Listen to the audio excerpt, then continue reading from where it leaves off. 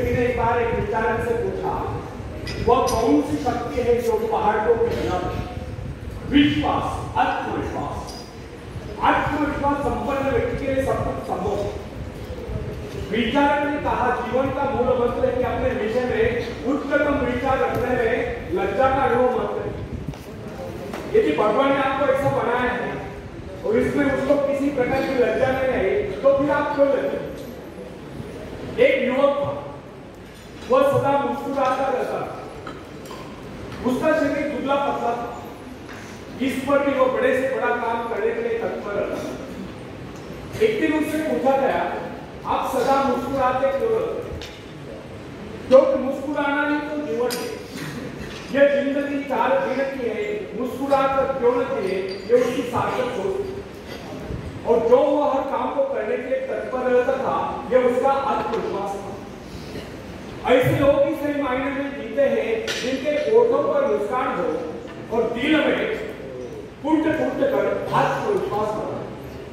विश्व युद्ध के वीर सैनिकों के विषय में एडमंड टेम्पल ने लिखा है, हमारे सैनिकों की वीरता की कहानियां वर्णन आश्चर्यचकित करने वाली। जिनको हम साधारण सैनिक समझ रहे थे, उन्होंने अनेक आश्चर्यकारक कारणों कर दिया है। उदाहरण के लिए उस युवक को लीजिए जो अपने स्कूल के दिनों में पढ़ाई ढीला ढाला सा लगता था, अनुपस्थित भी रहता था, जो कभी परीक्षा में उत्तीर्ण नहीं हुआ।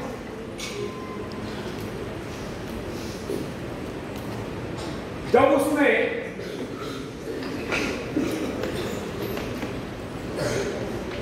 मिलिट्री में भर्ती होने का यत्न किया तो शारीरिक परीक्षा के अवसर पर डॉक्टर ने उसको अयोग्य कर दिया।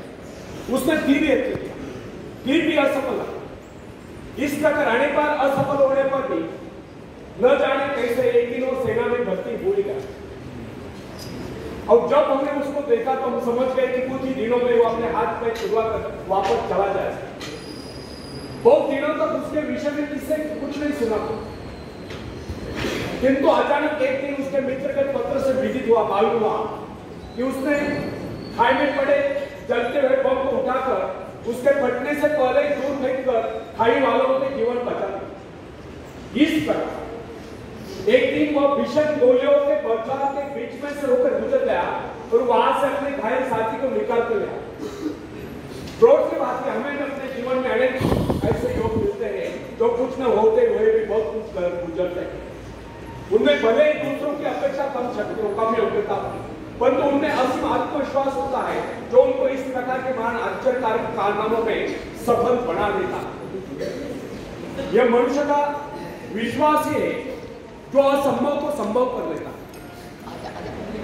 आत्मा में विश्वास, परमात्मा में विश्वास, मनुष्य का आत्मविश्वास उसको देवता बना देता है जिसकी इच्छा पूर्ण होनी चाहिए।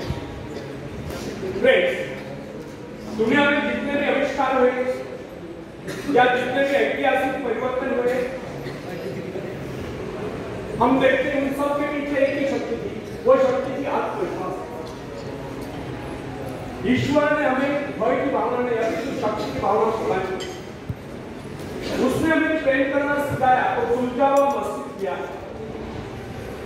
फिर भी अधिकांश लोग स्वयं को अपनी दुर्बलताओं से मापते, अपने सामर्थ्य से नहीं। ये बहुत कम लोग सोचते कि हमें कितनी शक्ति है। हाँ, हमें कितनी दुर्बलता है इसका हिसाब फटाफट लगा लेंगे। हमारे जीवन में कितनी खुशियां हैं इस नजरे से नहीं देखेंगे, बल्कि सुखों का हिसाब लगाएंगे, संकटों को गिनेंगे। मनुष्य अपने महत्व को अपने विजय से मापने की अपेक्षा अपने पराजय से मापते हैं। ऐसे लोग अपने विजय की आकांक्षा को मात्र स्वप्न समझते हैं, उसे अपने जीवन का अंग नहीं मानते।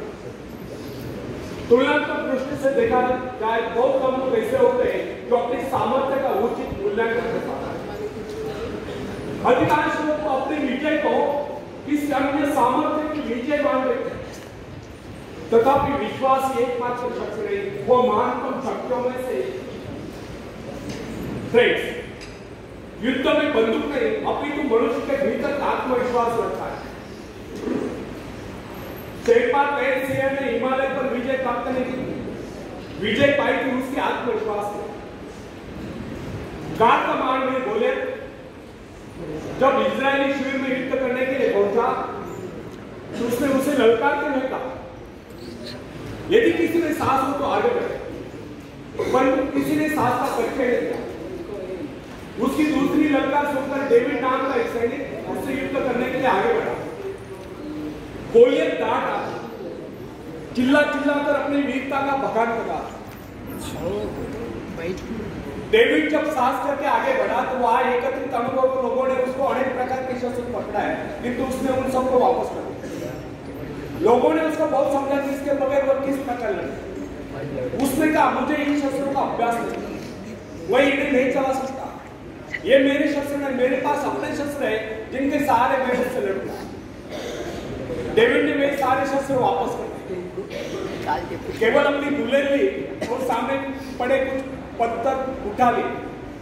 दूसरी ओर फिलिस्तीनी गोलियत सिर से पांव तक हथियारों से लैस ढाल से ढका हुआ था। उसके पास बड़े बड़े घातक शस्त्र। गोलियत ने जब एक निहत्थे इजरायलियों को यानी कि डेविड को अपने से युद्ध करने के लिए आगे बढ़ते हुए देखा तो फिर उसी प्रकार गर्व से भरकर उसे ललकारते हुए बोला, आओ मेरे समीप आओ, मैं तुम्हारा मांस खोदकर आकाश में उड़ने वाले चल कौओं को बुलाऊं।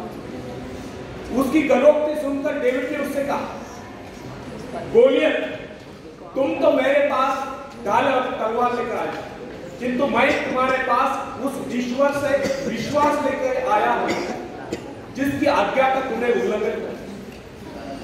आज वही परमेश्वर जो इजरायली सेना का सेनापति है, आज वही परमेश्वर मेरे हाथों तुझको पराजित कर रहा है। उसने किस शस्त्र पर विश्वास पर जमा कर केवल अपने परमात्मा पर विश्वास जगाया।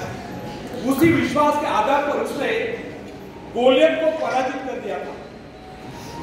उसने अपने गुलेम में एक पत्थर सटाया और गोलियत के माथे को निशाना बनाकर उसे छोड़ दिया। पत्थर लगते हुए वही जमीन पर लौट हो गया। यह डेविड के दृढ़ आत्मविश्वास का ही परिणाम था कि सिर से पांव तक हथियार से लैस गोलियत को उसने धूल चटा दी। केवल एक गुलेम और ईश्वर के प्रति अपने विश्वास के दम पर, अपने आत्मविश्वास के दम पर। विवेकानंद जी कहा करते थे, जिनमें आत्मविश्वास है वही आस्तिक है, और जिनमें आत्मविश्वास नहीं है वो नास्तिक है। इससे यह सिद्ध होता है कि आत्मविश्वास अनन्य रूप से सफलता की कुंजी है। यदि विश्वास नहीं, भरोसा नहीं, उपलब्धि नहीं, विश्वास जितना दृढ़ होगा विजय की संभावना उतनी अधिक होगी। हम लोगों में यदि कमी होती है तो केवल आत्मविश्वास होती है। हम लोगों में भावना नहीं होती कि हमारे भीतर जो ईश्वर आत्मविश्वास के रूप में बैठा हुआ है वो संसार की सबसे बड़ी शक्ति है, वो शक्ति हमारी सहायक है। जो व्यक्ति आत्मविश्वासी होता है उसके लिए कोई भी कार्य असंभव नहीं। जो मनुष्य अपना आत्मविश्वास जागरूक कर लेता है उसकी शक्ति स्वयं में दोगुनी जाती है। जो व्यक्ति दृढ़ विश्वास के साथ किसी बात को कहता है सभी श्रोताओं पर उसका वैसा ही प्रभाव पड़ता है। आत्मविश्वास के बल पर मनुष्य भयंकर से भयंकर कठिन परिस्थिति में भी अड़िग रह सकता है।